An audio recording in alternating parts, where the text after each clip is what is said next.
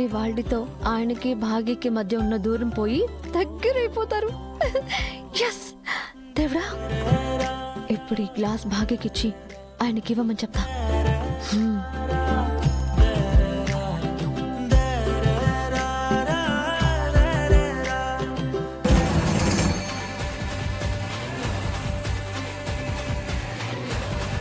అలా చూస్తున్నావేంట అనామిక?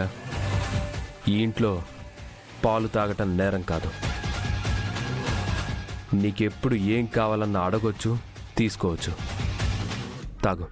ఆహా, ఈ పాలు నా కోసం కాదు సార్, మీకోసం. నా కోసం?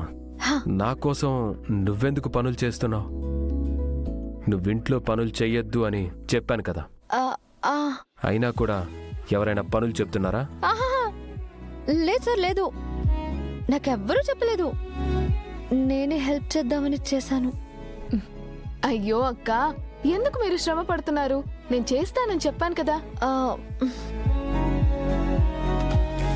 ఇంకెప్పుడు చెయ్యను సార్.